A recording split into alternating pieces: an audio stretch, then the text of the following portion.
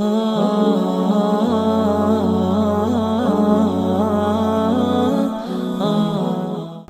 للہ رب العالمین وبہ نستعین والصلاة والسلام علی رسولہ الکریم اما بعد اعوذ باللہ من الشیطان الرجیم بسم اللہ الرحمن الرحیم یا ایہا الذین آمنوا کتب علیکم الصیام کما کتب علی الذین من قبلکم لعلکم تتقون صدق اللہ العظیم۔ بزرگان محترم، رمضان المبارک کی آمد ہے، بہت قریب ہیں وہ ساعتیں جب ہم اور آپ اس مبارک مہینے میں داخل و شامل ہو جائیں گے کہ جس کی ایک ایک گھڑی باران رحمت سے پورے طور پر لبریز ہوتی ہے، ایک ایک لمحہ ایسا کہ ان لمحات کو اگر انسان پورے سال کسی بھی زاویے سے تلاش کرنا چاہے تو نہ کر سکے۔ ایک ایک دن ایسا کہ رمضان المبارک کے گزر جانے کے بعد اگر اس دن کو رمضان کے سوا دنوں میں تلاش کیا جائے تو کسی صورت نہ پا سکے۔ ایک ایک رات ایسی جو اپنے آپ میں اپنے اندر پروردگار کی جانب سے ملنے والی رحمتوں کا خزانہ رکھتی ہے۔ رمضان المبارک جس کی آمد سے قبل، اور دو دن قبل نہیں، 2 مہینے قبل امام الانبیاء حضرت محمد صلی اللہ علیہ وسلم اپنے صحابہ کو باقاعدہ تلقین فرماتے، باقاعدہ ان کو تبلیغ فرماتے اور باقاعدہ ان سے کہتے کہ رمضان المبارک کی آمد قریب لگ گئی ہے، اس لیے ہاتھ اٹھائیں اور دعا کریں، اللہم بارک لنا فی رجب و شعبان وبلغنا رمضان۔ اور پھر رمضان کو نہ صرف یہ کہ دعاؤں میں مانگتے بلکہ رمضان المبارک کے لیے دن اور رات ایک کر کے اپنے معمولات میں غیر معمولی تبدیلی لا کر اس بات کی کوشش کو یقینی بناتے کہ آپ علیہ السلام کے اعمال اور آپ کے افعال سے آپ کے صحابہ، آپ کے شاگرد، آپ کے متبعین اور آپ کی مخاطب اول آپ کی بات کو نہ صرف یہ کہ سنیں بلکہ رمضان کے سلسلے میں آپ کی کوششوں کو، پریکٹیکلی نمونوں کو حضور پاک علیہ السلام کی ذات میں دیکھیں، اور نتیجے میں پھر وہ بھی اسی طرح دوڑ دھوپ کریں، کوششیں کریں اور رمضان کے سلسلے میں حساس ہو۔ یہی وہ مبارک مہینہ ہے جس میں رب ذوالجلال نے اپنے کلام کو نازل فرمایا۔ قرآن مقدس کا نزول اپنے آپ میں جس معنویت کا حامل ہے، قرآن جن برکات کا حامل ہے، تو اندازہ لگایا جا سکتا ہے کہ جس ماہ مبارک میں قرآن پاک کو نازل کیا گیا، خود قرآن اپنے آپ میں بہت بلند ذات اور بہت بلند شخصیت کی مالک کتاب ہے، پھر یہ کہ اس کو کسی مبارک مہینے سے وابستگی یہ اس مہینے کا بھی حسن بڑھاتی ہے اور نتیجے میں اس مہینے کو 4 چاند لگاتی ہے۔ یہی وہ مہینہ ہے جس میں ایک ایسی بابرکت رات رکھی گئی جو 1000 مہینوں سے افضل ہے۔ یعنی اگر آدمی اس بات کو ذرا کاؤنٹ کرے اور کوشش کرے اور دیکھے کہ وہ اس ایک رات کو پا لینے کے بعد کتنی دیر اللہ کے حضور کھڑا رہا، کتنی دیر اس نے پروردگار کے خزانے سے رحمت کو سمیٹنے کی کوشش کی، تو وہ 83 سال بنتے ہیں۔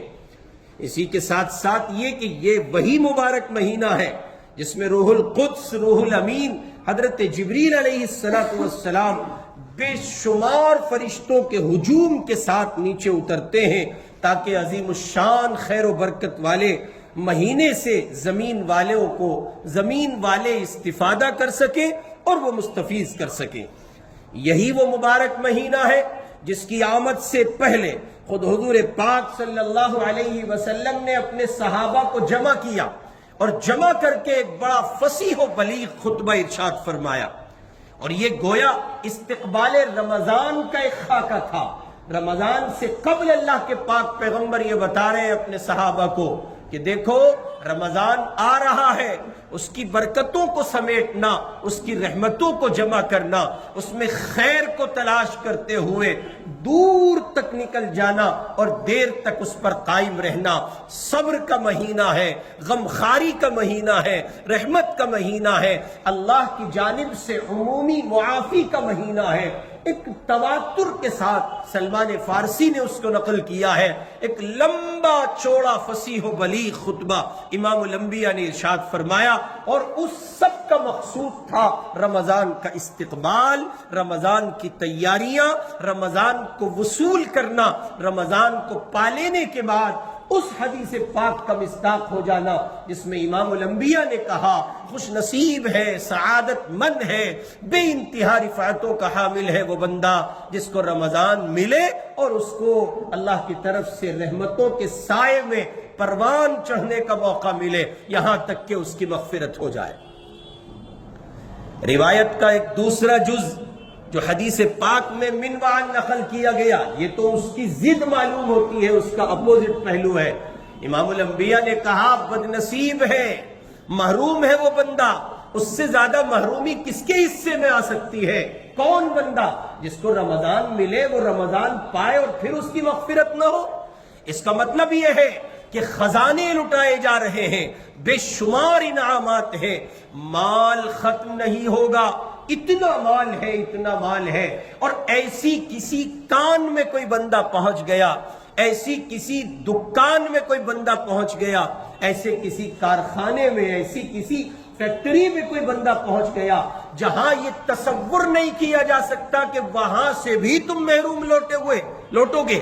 پھر اگر کوئی وہاں سے بھی محروم لوٹ رہا ہے تو پھر یہ بات کہی جائے گی کہ اس سے بڑا محروم اور اس سے بڑا بد نصیب دنیا میں کوئی نہیں ہو سکتا جو وہاں گیا اور پھر وہاں سے بھی محروم لوٹ آیا۔ اس کا مطلب یہ کہ یہ حقیقت کا محروم ہے۔ اللہ میری آپ کی سب کی حفاظت فرمائے اور مجھے اور آپ کو پروردگار پورے طور پر اس حقیقت کی محرومی سے محفوظ رکھے۔ اس لیے میرے بھائی، ہم اور آپ اس بات کو یقینی بنائیں کہ رمضان کا استقبال اس اہتمام سے کریں گے کہ اس کی مبارک ساعتوں کو غنیمت جان کر وصول کرنے کی کوشش کریں گے۔ آج کل کی جو مصروف زندگی ہے، تو ظاہر ہے کہ مصروف زندگی میں یہ بڑا مشکل ہوتا ہے کہ بہت جزوی پہلوؤں پر اور پوائنٹس پر ٹو دا پوائنٹ کوئی بندہ عمل کرے، ذرا مشکل ہوتا ہے۔ اس لیے ایک ایسا سبق جو صرف اور صرف 6 کاموں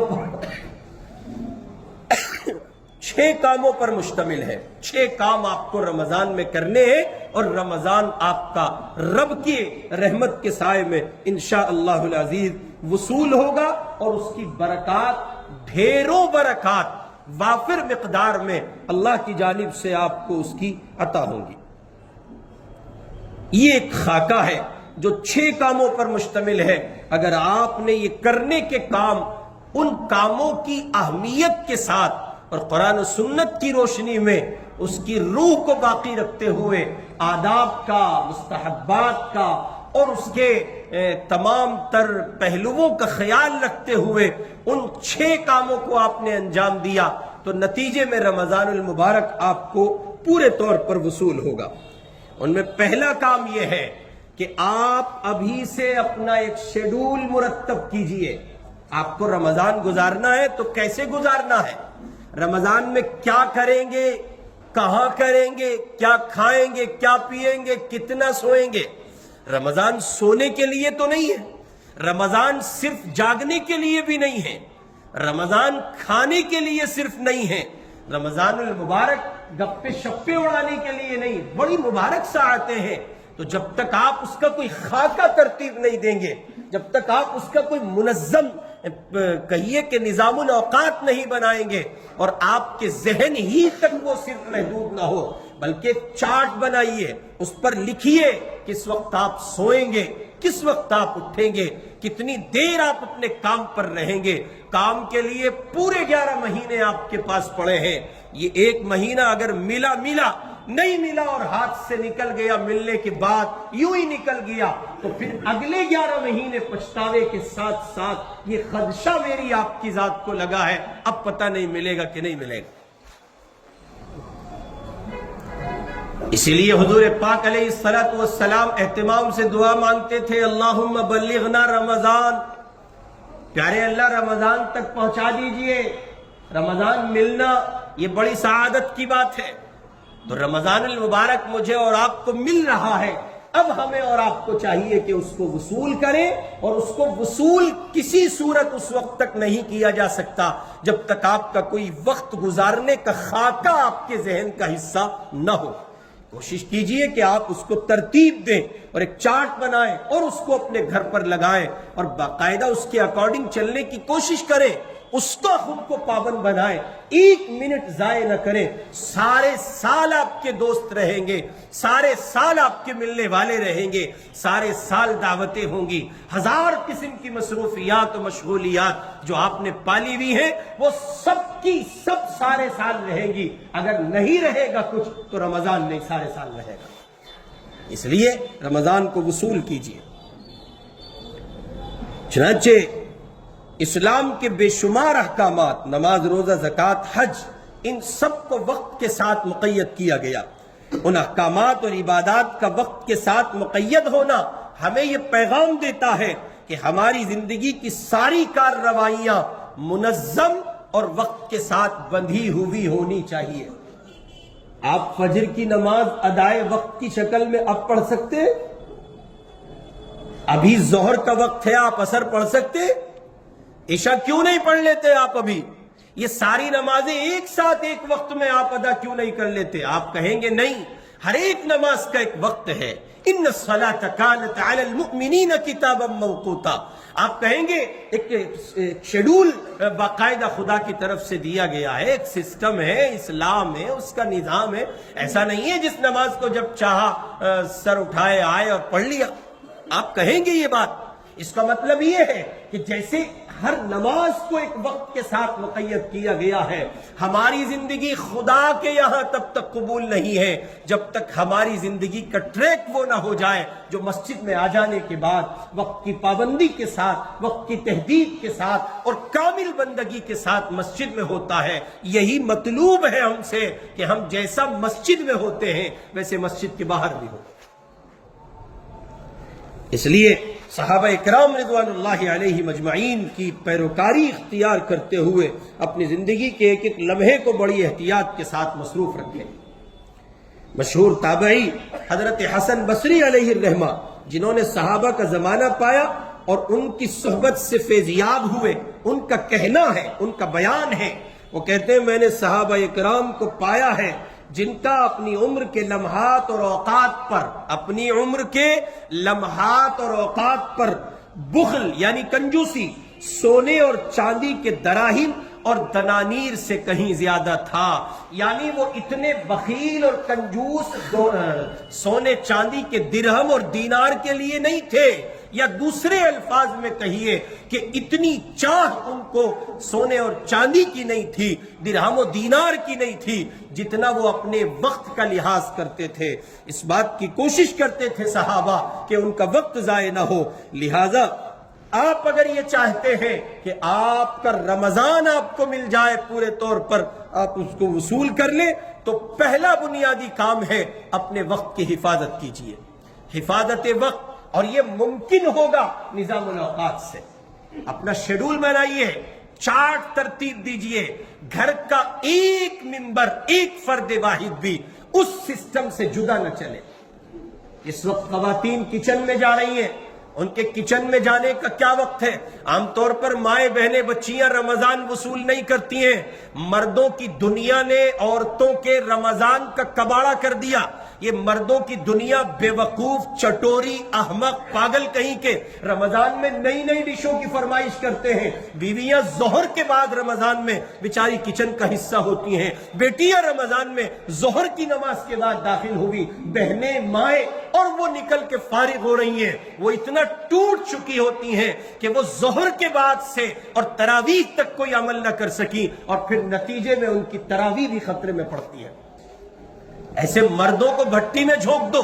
اپنے شوہروں سے کہو، اپنے بھائیوں سے کہو، رمضان صرف تم وصول نہیں کرو گے، رمضان المبارک کے وصول کرنے کا حق ہمیں بھی ہے. اور عورتوں کو چاہیے، مردوں کو چاہیے کہ آسانیاں کریں. عورتوں کو چاہیے کہ اپنے شوہروں اور اپنے بھائیوں اور اپنے باپ اور اپنے بیٹوں سے اس کا مطالبہ کریں کہ وہ ان کے لیے رمضان میں آسانیاں اور سہولتیں فراہم کریں. وقت کو برباد مت کیجیے، وقت بڑی قیمتی شے ہے.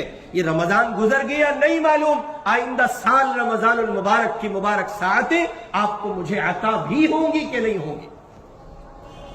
اس لیے رمضان المبارک کی ایک ایک گھڑی کو وصول کیجیے. ایک بڑی بیماری چلتی ہے رمضان المبارک میں، روزہ کشائی.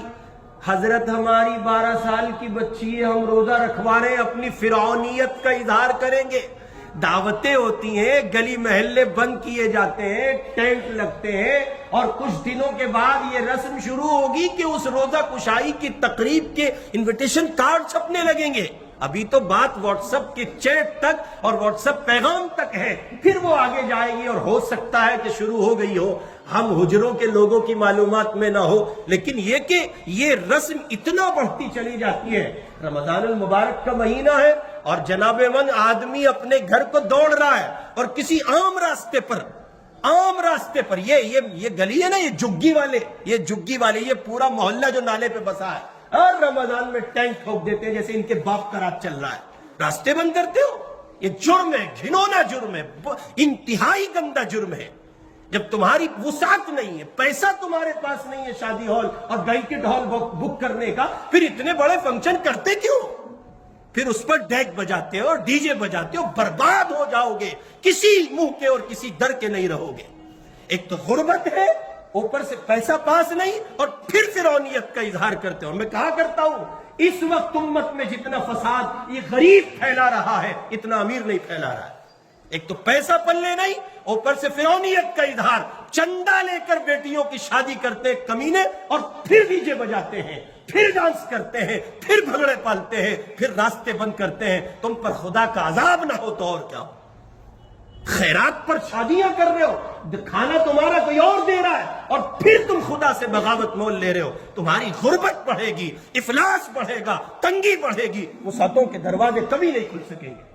خدا کی بغاوت. تمہیں تو سہم جانا چاہیے تھا، تمہیں تو ڈرنا چاہیے تھا. ہمارے پاس انتظام نہیں ہے، کسی بیچارے نے ہمارا تعاون کیا، ہماری بچی رخصت ہو رہی ہے، ایسے چھپ چھپا کے تم اس بچی کو رخصت کر دیتے، کسی کو خبر لگتی کسی کو نہ لگتی.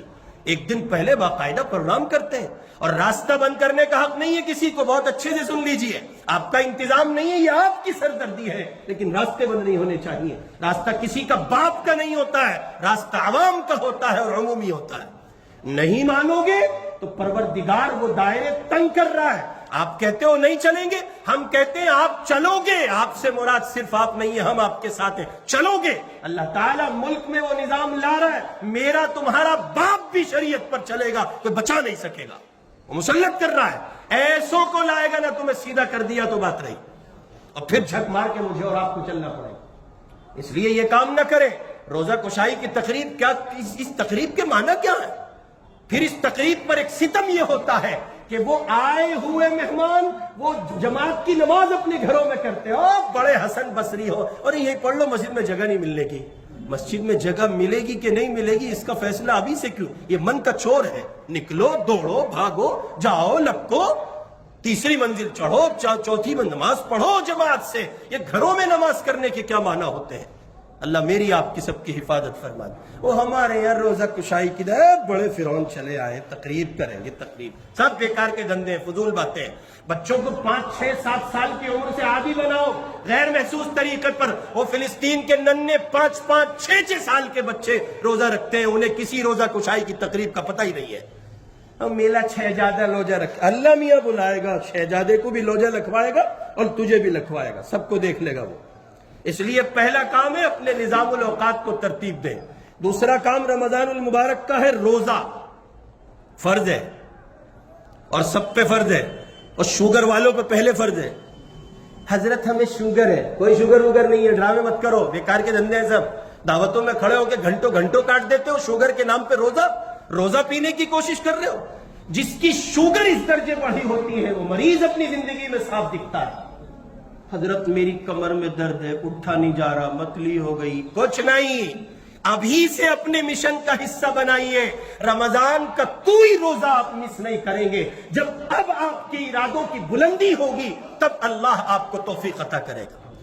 قرآن کہتا ہے آمنوا کتب علیکم الصیام کما کتب علی الذین من قبلکم لعلکم تتقون۔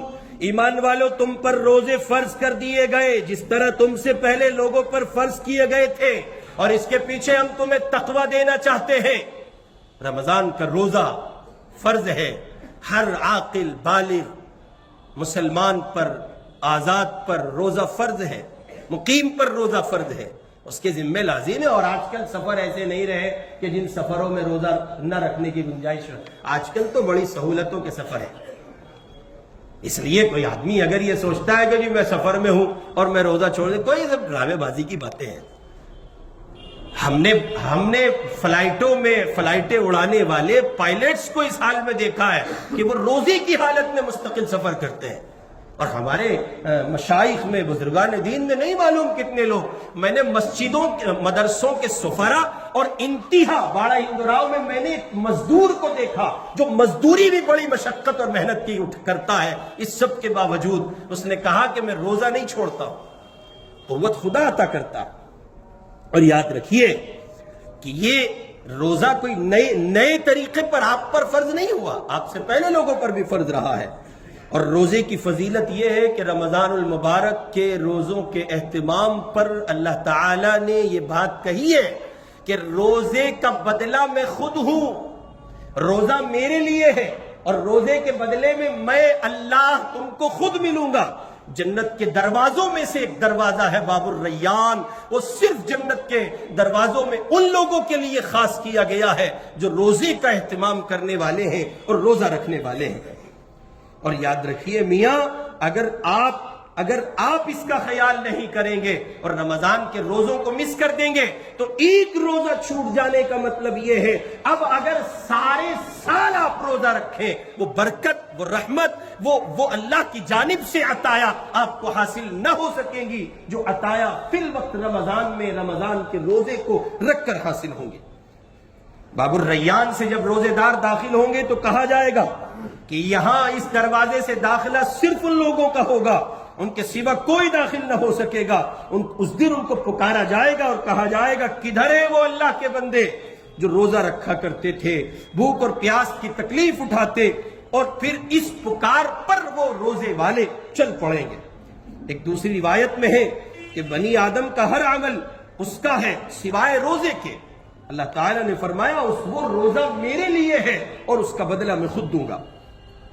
اس لیے رمضان المبارک میں کرنے کا دوسرا بنیادی کام رمضان کا روزہ رکھیے، ابھی سے اس کو اپنے مشن کا حصہ بنائیے، اپنی کوششوں کا حصہ بنائیے، اپنی مشقتوں کو کم کیجئے۔ ہم نے شروع میں عرض کیا ہے پہلا کام یہ ہے کہ اپنے نظام الاوقات کو ترتیب دے، دوسرے نمبر پر روزے کو مشن بنائے کہ روزہ رکھنا ہے، رمضان وصول کرنا ہے، اللہ آپ کے لیے آسان فرما دیں گے۔ اور ہم تو ان لوگوں سے کہیں گے جو مجبور ہیں نہیں رکھ پائیں گے، تم بھی رکھو، اگر جان پر بنائے نہ رکھ سکو تو توڑ دینا، کم از کم تم خدا کے یہاں ان لوگوں میں شامل نہ ہوگے جو کوششیں کر رہے تھے۔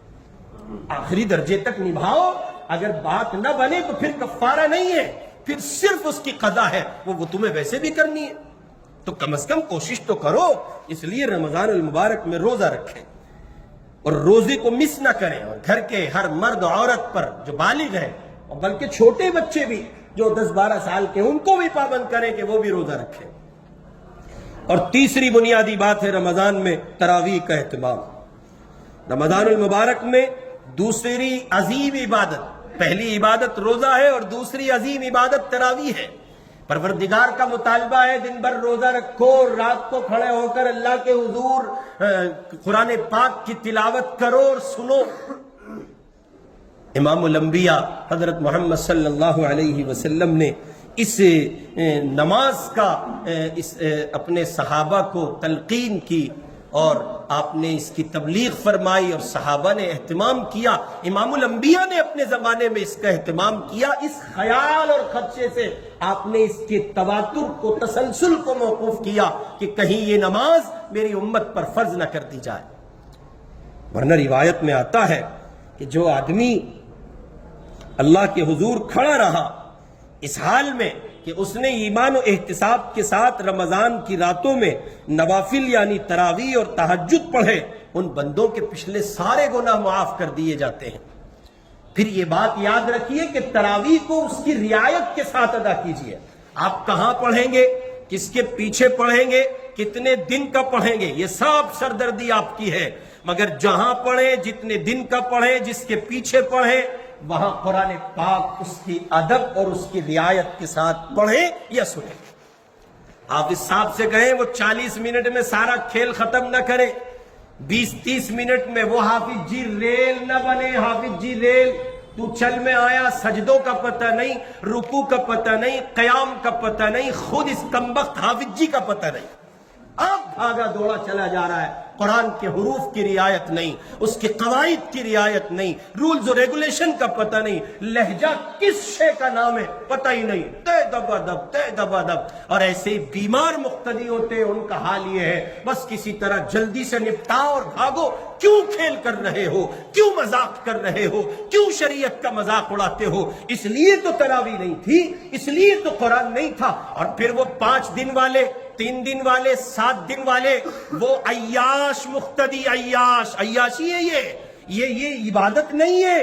وہ پچھلی صف میں بیٹھے ہیں، آگے امام نے قرآن پڑھنے میں نیت باندھی ہوئی ہے، وہ تلاوت کر رہا ہے، اور وہ عیاش مقتدیوں کا ٹولہ پیچھے بیٹھا ہے، واٹس ایپ کے میسج چیک کر رہا ہے، چائے پی رہے، شربت پی رہے۔ سمجھاؤ ان کم بختوں کو، منحوسوں کو، نماز کا کباڑہ نہ کرو، نماز کا مذاق نہ کرو، قرآن کا تمسخر نہ کرو۔ تم سے نہیں پڑھی جا رہی ہے، بیٹھ کے پڑھ لو۔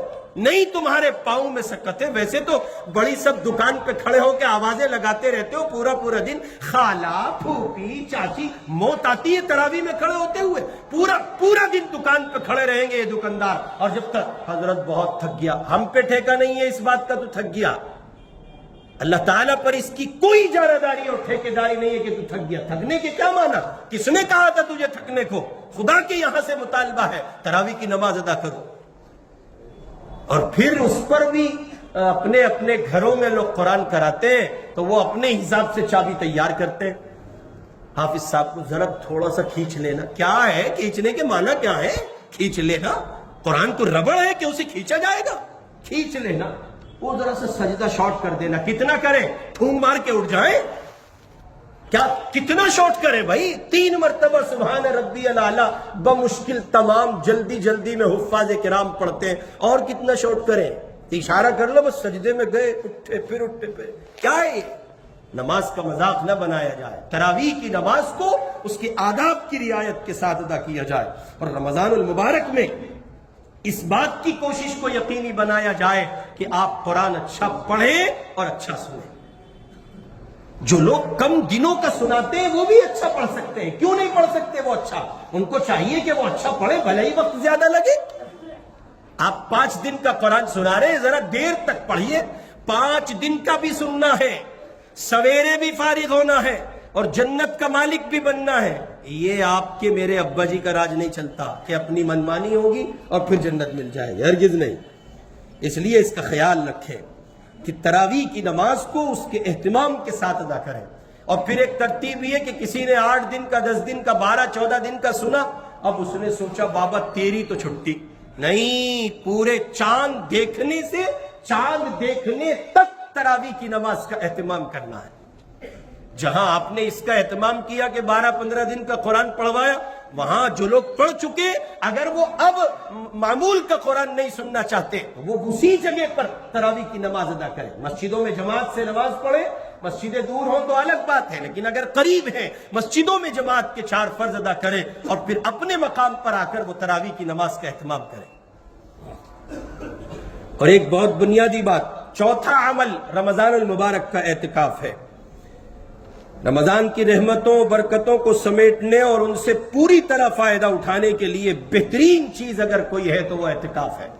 ہمارے یہاں اعتکاف کرنے والے وہ فارغ البال بوڑھے جن کے کام گھر کا سودا سلف لانا اور پوتے پوتیاں نواسے نواسیاں کھلانا، وہ مسجدوں میں اعتکاف کریں گے۔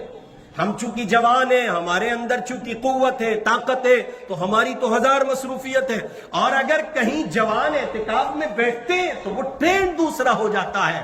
راتوں کو دعوتیں ہو رہی ہیں، ان کی نصرت ہو رہی ہے اعتکاف میں بیٹھنے والوں کی، وہ نصرت میں بریانی کی، نصرت میں قورمے کی، نصرت میں فرائی کی اور نصرت میں کڑھائی کی، اتنا گم ہوئے عبادات سے ہاتھ دھو بیٹھے، پتہ چلا وہ خالہ نصرت کے ساتھ ہی گھومتے پھر رہے ہیں، کھا رہے ہیں، پی رہے، مستی کر رہے، سو رہے، کوئی اعتکاف نہیں۔ اب اگر ایسا اعتکاف ہے تو کس معنی کرو؟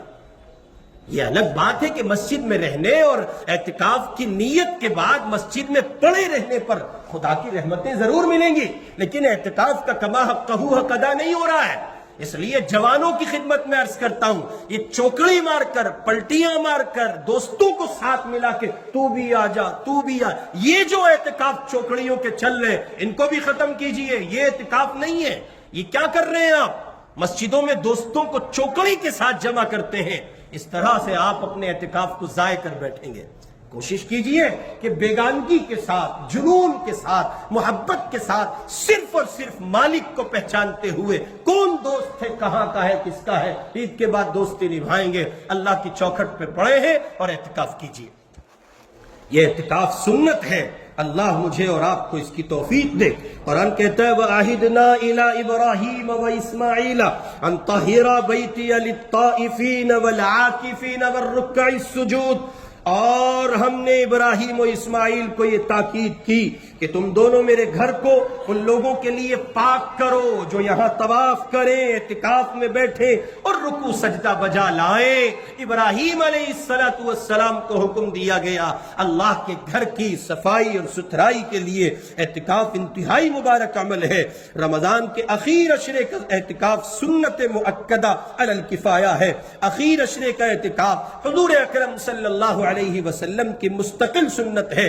ہجرت سے لے کے وصال تک کوئی سال ایسا نہیں کہ آپ نے اعتکاف نہ فرمایا ہو۔ ایک سال نہیں کر سکے تو اگلے سال 20 دن کا اعتکاف فرمایا، اس درجے آپ اس کا اہتمام کرتے تھے۔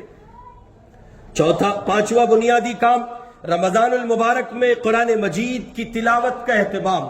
قرآن مجید کو رمضان سے خاص مناسبت ہے۔ قرآن کہتا ہے شہر رمضان الذی انزل فیہ القرآن، رمضان وہ مہینہ ہے جس میں قرآن نازل کیا گیا ہے، سو مجھے اور آپ کو معمول کے مطابق اس بات کا لحاظ اور خیال کرنا چاہیے کثرت سے تلاوت ہو سکے۔ اللہ کے پاک پیغمبر صلی اللہ علیہ وسلم حضرت جبریل امین علیہ السلام کے ساتھ سال میں ایک دفعہ قرآن کریم کا دور کیا کرتے تھے۔ سلام ہے حفاظ کی عظمت کو، وہ اس عمل کو زندہ کرتے ہیں جو امام الانبیاء حضرت جبریل امین علیہ السلام کے ساتھ کیا کرتے تھے۔ چنانچہ جس سال آپ صلی اللہ علیہ وسلم کا وصال مبارک ہوا، اس سال 2 مرتبہ دور فرمایا۔ پہلے آپ صلی اللہ علیہ وسلم ہر سال 10 روز اعتکاف فرمایا کرتے تھے، لیکن جس سال آپ کا وصال ہوا اس سال 20 روز کا اعتکاف فرمایا، اور تلاوت کو آپ علیہ السلام کے معمولات مبارکہ میں دیکھا جا سکتا ہے کہ آپ مستقل اہتمام کے ساتھ تلاوت فرماتے تھے۔ پھر ایک روایت میں ہے کہ روزہ اور قرآن یہ بندے کی شفاعت کرے گا، یہ اللہ سے کہے گا اس نے میرے لیے بھوک برداشت کی، شدت کے ساتھ یہ تڑپتا رہا، مچلتا رہا، ربا آپ میری سفارش اس کے حق میں قبول کیجئے، اور یہی بات قرآن کہے گا اللہ اس کے لبوں پر خشکی آ گئی، اس کا حلق سوکھ گیا، باوجود روزے کی حالت میں یہ مستقل قرآن پاک کی تلاوت کرتا رہا، آپ میری سفارش اس کے حق میں قبول فرمائیے۔ پھر ایک روایت میں ہے، قرآن مجید کی آیت میں ہے یتلون کتاب اللہ، 3 لوگ ایسے ہیں جو اللہ کے بزنس پارٹنر ہیں، ان میں ایک شخص وہ ہے جو قرآن کی تلاوت کرنے والا ہے۔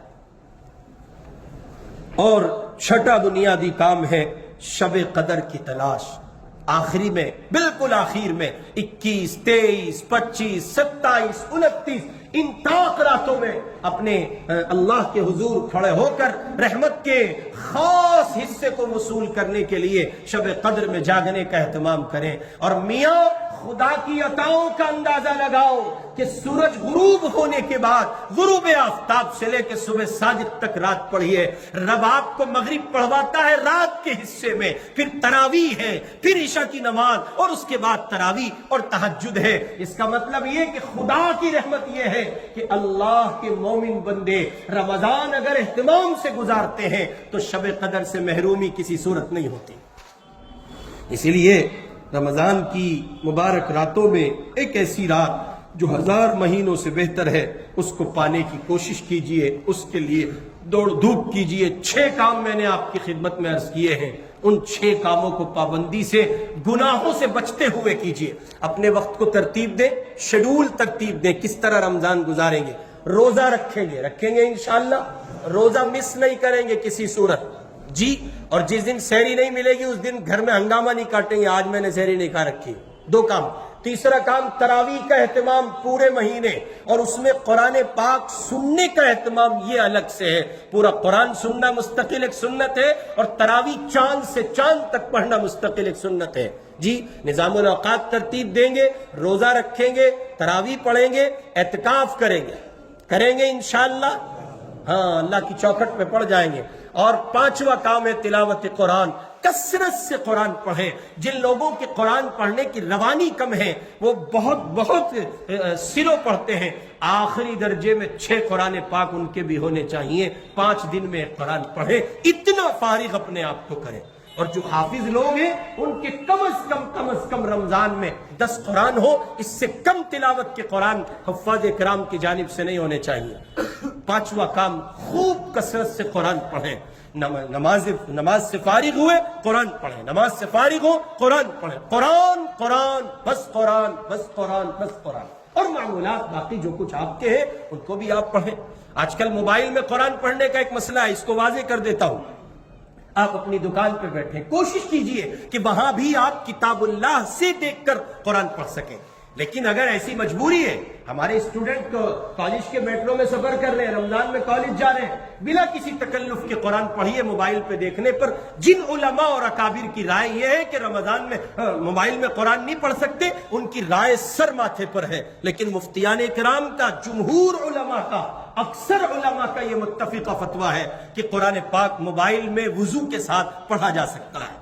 جن لوگوں کی رائے یہ ہے کہ نہیں پڑھ سکتے، ان کی رائے کا بھی احترام ہے، رائے ہے، قابل احترام ہے. بہرحال ان کی اپنی رائے ہے اور وہ لائق تعظیم ہے، اپنی جگہ ہے. لیکن علماء کا یہ فتویٰ ہے کہ قرآن وضو کے ساتھ موبائل کی اسکرین پر پڑھا جا سکتا ہے.